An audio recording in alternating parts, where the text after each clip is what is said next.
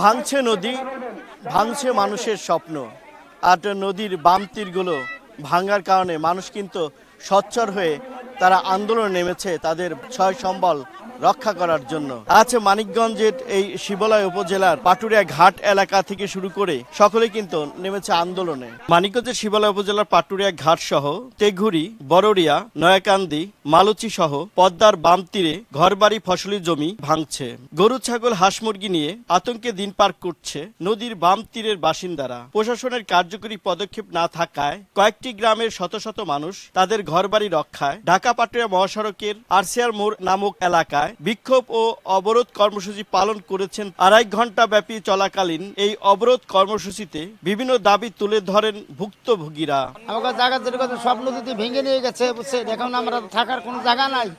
এখন এই যে ব্যবস্থা মনে করেন যে কোনো সরকার একটা ব্যবস্থা নিতেছে না, আমরা কেমনি করে কোন জায়গায় থাকবো? আমার ঘর সব নদীতে নিয়ে গেছে, জায়গা বাসা সবই গেছে নদীতে নিয়ে। এরশাদ সরকারের আমলে এই শিবালয়কে একটা বন্দর ঘোষণা করছে। বন্দরের উন্নয়নে কোনো কাজই এরা করে নাই। কোটি কোটি টাকা, এ পর্যন্ত 1000 কোটি টাকা এই বন্দর থেকে ইনকাম করে নিয়ে গেছে। পদ্মার পাড়ে বাড়ি ঘর, 4 নম্বর ঘাট, 5 নম্বর ঘাট, ইতিপূর্বে আপনারা দেখেছেন লঞ্চ ঘাট নদীতে বিলীন হয়ে গেছে। মিনিমাম 20 থেকে 25 দিন আগে আমরা লক্ষ্য করতেছি। আমরা এটা বারবার দৃষ্টি আকর্ষণ করছি পুলিশ প্রশাসনকে এবং কি আমাদের বিআইডব্লিউটিএর টিসির এবং কি পানি উন্নয়ন বোর্ডের আমরা কাউকে আমরা এক পর্যন্ত দেখতে পাচ্ছি না, কোনো জিও ব্যাগ ফেলে নাই। আমাদের ইতিমধ্যেই 4 নম্বর ঘাট, 5 নম্বর ঘাট, লঞ্চ ঘাট নদীর মধ্যে বিলীন হয়েছে। আমরা এটা স্থায়ী বেরিবাদ চাই।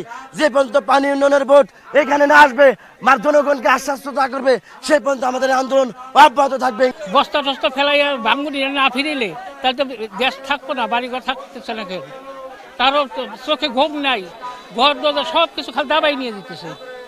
তাহলে এর ব্যবস্থা কেউ আইসে, সরকারের কোনো লোকজন আইসে দেখাশোনা করবো, এর কোনো একটা সুযোগ সুবিধা নিব, কেউ আসতেছে না, দেখতেছে না। তাহলে এই মানুষগুলোর উপায় হবো কি, কই যাইব, কিভাবে বসবাস করবে?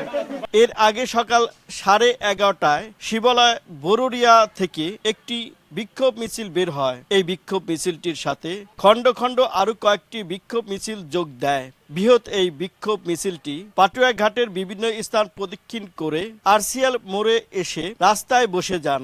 এ সময় মহাসড়কের উভয় দিকে যানজটের সৃষ্টি হয়। ভোগান্তিতে পড়ে যাত্রী, শ্রমিক ও ব্যবসায়ীরা। বাড়ি যাবো, আমাদের বাড়ির তারা, আমরা এটা ঠিক হোক, এটাও আমরা চাই। এটা মানুষের তো কষ্ট হচ্ছেই, আমরা চাই আন্দোলনটা থামুক, আমরা বাড়ি যাই। ফেরিঘাটে এরকম যানজট কি ব্যাপার, এখানে মানববন্ধন হচ্ছে আর যাত্রীদের খুবই অসুবিধা হচ্ছে। এখানে মানববন্ধন হচ্ছে, দেখেন কত সিরিয়ালে গাড়ি দাঁড়ায় রয়েছে, যাত্রীদেরও ভোগান্ত হচ্ছে, এমনকি ড্রাইভারদের ভোগান্ত হচ্ছে। সারা রাত ধরে গাড়ি চলায় সেখানে দাঁড়ায় রয়েছে। অবরোধ কর্মসূচি চলার 2.5 ঘন্টা পর যৌথ বাহিনীর আশ্বাসে অবরোধ তুলে নেয় অবরোধকারীরা। বিভিন্ন জায়গা থেকে ফোন আসছে যে অ্যাম্বুলেন্সের লোক আছে, তারা মৃত্যু সজ্জায়, তারা যেতে পারতেছে না, আটকে আছে। এদেরকে আটকায় রেখে তো আপনার এই সমাধান, এটা নিয়ে আমরা কাজ করতেছি, এটা নিয়ে কাজ করতেছি এবং কাজ শুরু হবে। এখানে সংশ্লিষ্ট যারা অথরিটি আছে আপনি তাদের কাছে যান, তাদের সাথে যে আপনারা কথাবার্তা বলেন, কিন্তু সাধারণ মানুষকে ভোগান্তিতে ফেলার কোনো প্রয়োজনীয়তা আমি আসলে দেখছি না। বাট এতটুকুই আপনাদের বোঝানোর জন্য, এটা হলো যে এখানে সকল মন্ত্রণালয়কে তারা অলরেডি জানে এই বিষয়টা, সংশ্লিষ্ট যারা আছে তারা বিষয়টা নিয়ে কাজ করছে। ইউ টক উইথ দেম, আপনারা তাদের সাথে কথা বলেন, আমার কথা বুঝতে পেরেছেন? এবং তারা কি পদক্ষেপ নিচ্ছে এই সংশ্লিষ্ট মন্ত্রণালয়ের রিপ্রেজেন্টেটিভই আপনাদেরকে বিষয়টা জানাবে, ঠিক আছে? আপনারা কাইন্ডলি রোড ব্লকটা ছেড়ে সাইডে দাঁড়ান। আমি আপনাদেরকে বলছি না আপনারা মানববন্ধন ভেঙে চলে যান, নো। যতক্ষণ না আপনারা শান্তিপূর্ণভাবে মানববন্ধন করছেন, পুলিশ প্রশাসন আপনাদেরকে কোনো কিছু জানাবে না, আমরাও কোনো কিছু আপনাদেরকে বলবো না। আপনাদের প্রবলেম আপনারা জানাতেই পারেন, রোডটা ছেড়ে দিয়ে যান। তাদের একটি মাত্রই দাবি যে এই আন্দোলনের ফলে তাদের আসবে প্রশাসনিক কোনো ব্যবস্থা, জিও ব্যাগের মাধ্যমে অথবা স্থায়ী ব্যবস্থার মাধ্যমে তারা এই অঞ্চলকে নদী ভাঙ্গন থেকে রক্ষা করবে, এমনটি আশা এই অঞ্চলের বাসিন্দাদের। মোহাম্মদ ইউসুফ আলী, সময় সংবাদ, মানিকগঞ্জ।